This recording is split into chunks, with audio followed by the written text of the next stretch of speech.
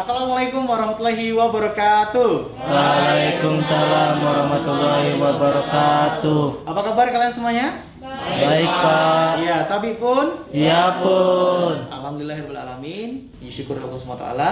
Kita masih diberikan kesehatan dan keselamatan pada hari ini. Kita masih bisa berkumpul di materi pembelajaran praktikum komputer dan praktikum praktek multimedia dalam keadaan sehat walafiat. Meskipun dalam kondisi pandemi seperti ini tidak menyurutkan semangat kita untuk tetap belajar, mudah-mudahan kita semuanya diberikan kesehatan dan keselamatan. Untuk materi pembelajaran kita pada hari ini adalah mengatur tata cahaya pada penggunaan blitz untuk digunakan pada pengambilan gambar di dalam ruangan atau indoor. Nah, kemudian tujuannya adalah yang pertama, siswa mampu menjelaskan jenis-jenis pengaturan tata cahaya. Kemudian tujuan yang kedua adalah siswa mampu mempraktekkan dan bagaimana mengatur tata cahaya pada pengambilan gambar di dalam ruangan atau indoor. Nah, di hadapan kalian ini saya sudah menyiapkan alat-alat yang akan kita gunakan praktek pada kesempatan kali ini ya. Nah, ini namanya adalah blitz eksternal. Apa? Blitz eksternal. Iya. Fungsinya adalah memantikan cahaya yang akan kita gunakan untuk pencahayaan pada objek yang akan kita ambil gambarnya. Kemudian ini adalah trigger. Trigger itu berfungsi untuk meremote, untuk menghidupkan blitz eksternal agar mengeluarkan cahaya. Seperti itu. Kemudian ini adalah kamera digital ya, yang akan kita gunakan untuk mengambil objek. Nah, yang ini adalah blitz studio atau lampu studio ya. Biasanya digunakan untuk pencahayaan pada pengambilan gambar indoor ya.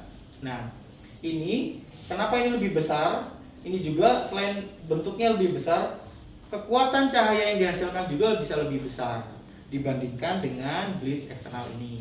Nah, sekarang kita akan coba praktek langsung ya, bagaimana mengatur tata cahaya ya. Di hadapan kalian sudah ada lampu studio yang sudah saya jelaskan tadi. Kemudian ada sudah menggunakan kamera, ada triggernya, kemudian ada blitz eksternal. Nah, sekarang kita akan bagi posisi terlebih dahulu atau bagi tugas masing-masing.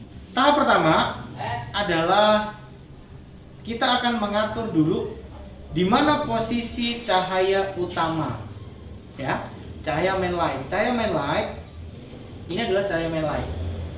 Tahap pertama adalah cahaya main light diposisikan boleh di sebelah kanan, boleh di sebelah kiri, boleh juga di depan, boleh juga di sisi diagonal. Seperti itu. Intinya cahaya ini difokuskan ke bagian objek. Misalkan objek saya di sini, maka cahaya ini misalkan kita ambil cahaya main light-nya dari sisi kiri, maka kita fokuskan ke arah objek. Ya, sampai sini. Kemudian cahaya pengisi, cahaya fill light adalah mengisi dari dimensi objek. Misalkan ketika fill light cahaya utamanya dihidupkan, fokus ke saya, maka di sini akan kosong, gelap, tidak akan bayangannya, sehingga perlu ada cahaya pengisi. Maka cahaya pengisilah yang mengisi pada bagian dimensi yang wajah yang gelap seperti itu. Nah, selanjutnya kita akan coba memahami bagaimana mengatur cahaya utama ya. Nah, tahap pertama adalah di sini ada tombol powernya. Kita hidupkan terlebih dahulu tombol powernya. Kemudian di sini ada panel lampunya. Ini seperti volume.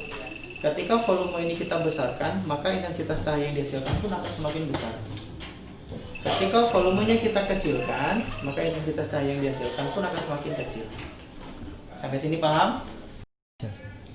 Nah, selanjutnya karena ini dia tidak ada penyaring atau filter cahaya, sehingga hasil yang cahaya yang dihasilkan nantinya akan terlalu over, sehingga kita perlu menyiapkan namanya penyaring cahaya atau diffuser. Nah, kita di sini menggunakan payung. Kita diffuser ini menggunakan payung, ya, yang nantinya bisa kita gunakan untuk menyaring cahaya yang dihasilkan dari lampu studio agar hasil cahayanya lebih lembut atau lebih soft, ya. Jadi silakan coba ini kita masukkan ke sini dulu.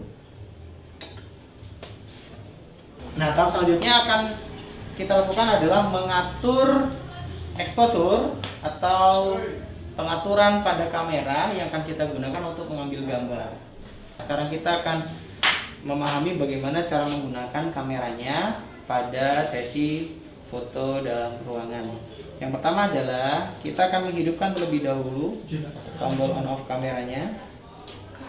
Kemudian yang kita gunakan adalah kita menggunakan mode manual. Ya. Setelah itu kita akan atur ISO dengan speednya sama. Di sini kita gunakan settingan ISO-nya 200. Kita gunakan ISO terendah. Dengan speednya kita akan setting 200.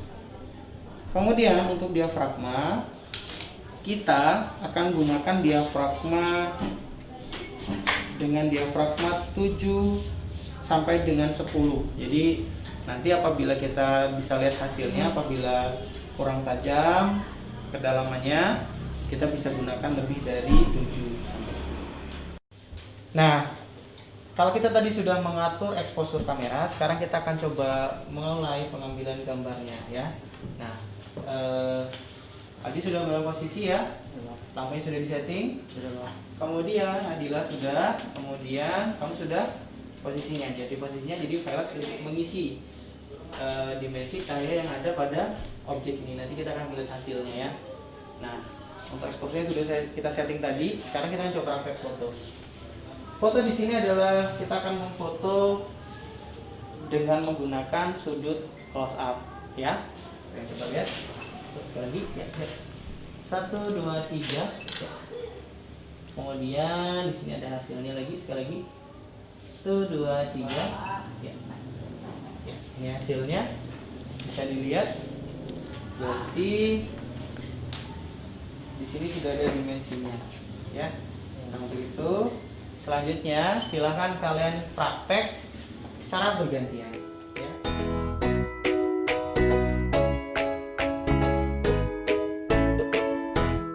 Gimana tadi prakteknya, seru nggak? Seru.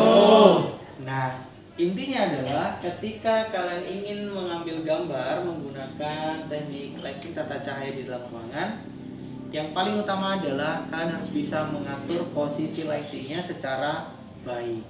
Nah, kalau sudah paham, selanjutnya Bapak akan berikan lembar kerja yang nantinya akan kalian kerjakan, ya.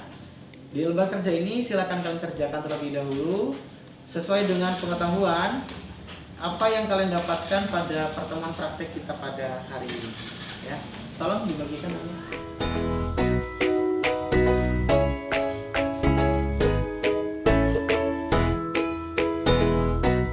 Kemudian sebelum Bapak tutup pertemuan kita hari ini, Bapak akan berikan sebuah kesimpulan.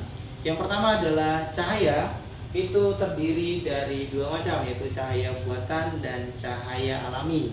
Mudah-mudahan materi ini bermanfaat buat kalian semuanya. Jangan lupa untuk pertemuan praktek berikutnya adalah kita akan mempelajari tentang bagaimana memanipulasi hasil foto digital ke dalam aplikasi multimedia. Itu saja dari saya, terima kasih. Sekian, saya Rio. Wassalamualaikum warahmatullahi wabarakatuh. Waalaikumsalam warahmatullahi wabarakatuh. Tapi pun